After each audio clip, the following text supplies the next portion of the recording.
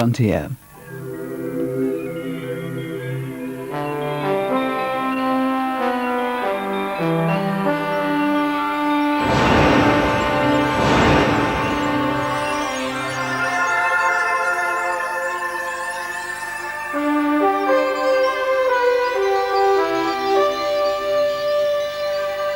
And the episode that I particularly liked, and I think is sort of emblematic for the whole of Star Trek, was the Omega one, where they beam down onto this planet and find that it's run as an authoritarian state with apparently ruthless terrorists attacking it. The twist at the end is that in fact the terrorists are the good guys and the authoritarian regime are in fact not defending civilization against barbarians, but are the barbarians themselves. In fact, what you've been watching is Americans after a nuclear war.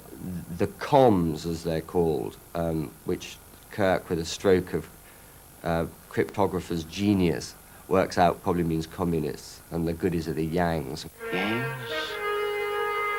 Yanks? Spock? Yankees. Communists. The comms look like Oriental Russians. I mean, they are the Mongol horde. The worst fear of Midwestern America is that the men with snow on their boots are going to miraculously beam down into Oshkosh and make them all sing the Internationale.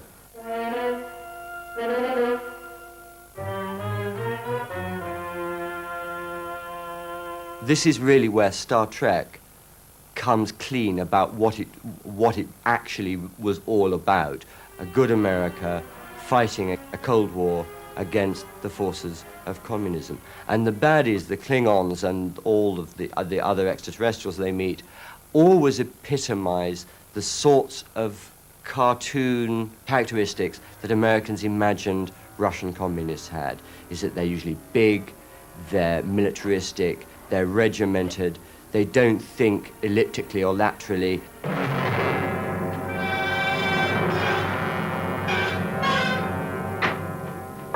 Good morning, Jim. Whereas the Starship Enterprise crew are always the things that Americans like about themselves, which is that they're gullible, they're hospitable, they're easygoing, they're friendly, and when the chips are down, of course, they're just as ruthless as anyone else.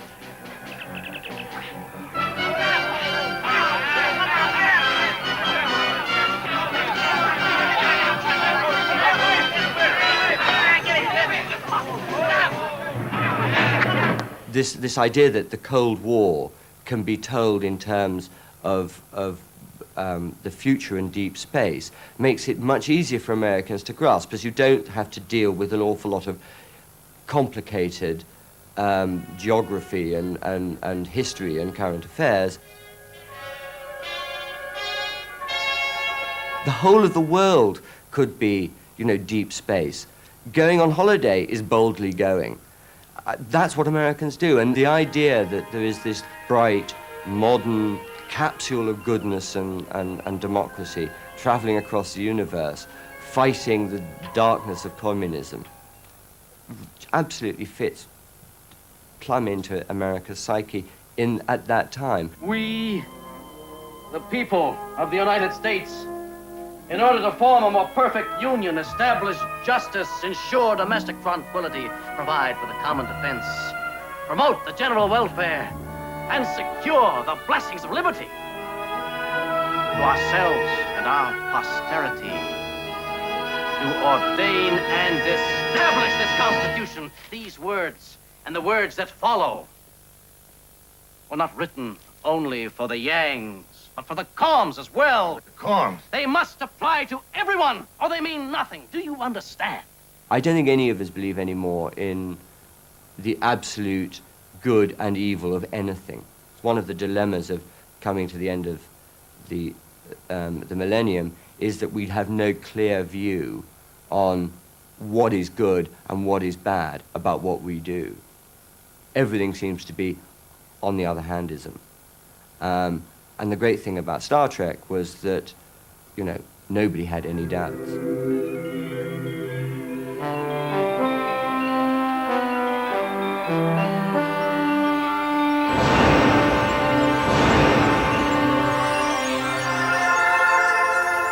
was driving earlier this year in Los Angeles, and one of the stations way down on the dial, a non-commercial station, I tuned it to that, and all of a sudden I hear... Thank you, Mr. Lumley. And I was keyed immediately that I knew what it was. And then the dialogue starts, and you recognize all their voices, because you know all their voices like they're in your family. Alert status. We're being scanned, Captain. And then the noise of the bridge to that...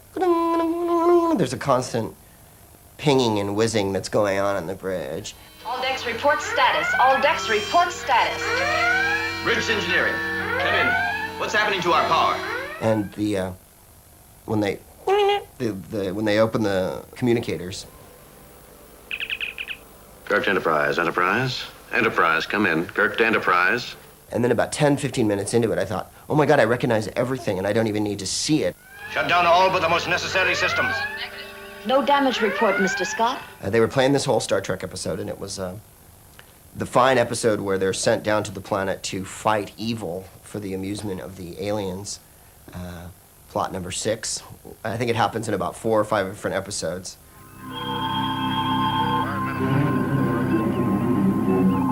Jim. It's called The Savage Curtain, and I have no idea why. Probably because it's a really awesome title, and it indicates action. And it's got Abraham Lincoln in it, which makes it one of the nuttier episodes. Captain Kirk, I believe. A pleasure to make your acquaintance, sir.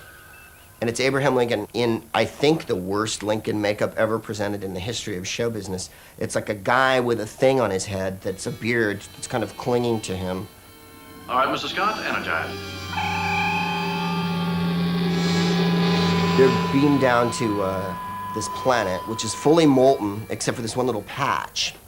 Then they bring in a Surak, who's the Abraham Lincoln of Vulcan. So now Spock is emotionally hooked. And when they get there, this sort of molten rock couch person with enormous lights in his head, who talks through the alien groovinator that makes your voice like this. We shall communicate with your vessel so that your fellow life forms may also enjoy and profit from the play. This rock creature pits them against these horrible aliens, like basically an all-star team of evil. It's Genghis Khan from Earth, Colonel Green, who led genocidal wars in the 21st century, Sura, who was some sort of horrible geneticist. Of course, she's wearing a midi top and has bitching dye in her hair, so she's super sexy as well. Kahless the Unforgettable, who is the founder of the hideous Klingon hordes or whatever, who can imitate all the other characters we find out later in the episode, because he imitates Lincoln and Surak very, very badly, which evidently fools the Earthlings. And that was the part that you remember, and that was the part when I was listening on the radio that I freaked out. Spock, help me, Spock, with no inflection whatsoever. Help me, Spock. Help me, Spock. Now can you cry like Lincoln? Help me, Kirk. And then at the end of the episode, Kirk goes, "What gives you the right to pit us against each other in a battle to the death?" He holds their ship hostage. They won't fight until he threatens to kill everyone on the Enterprise. And the alien says, "The same right as you. The need to know things." And they accept that answer because it is their mission is, of course, to go to planets and interfere utterly with other people's lives. What gives you the right to hand out life and death? The same right that brought you here. The need to know new things. We came in peace. And you may go in peace. I remember being frightened by it when I was little, and now, of course, it's hysterically funny. And I think we're supposed to believe that his entire planet is molten people, although that's never explained, of course. We know nothing of your world, is the reason given, and then we can all remain in that savage curtain.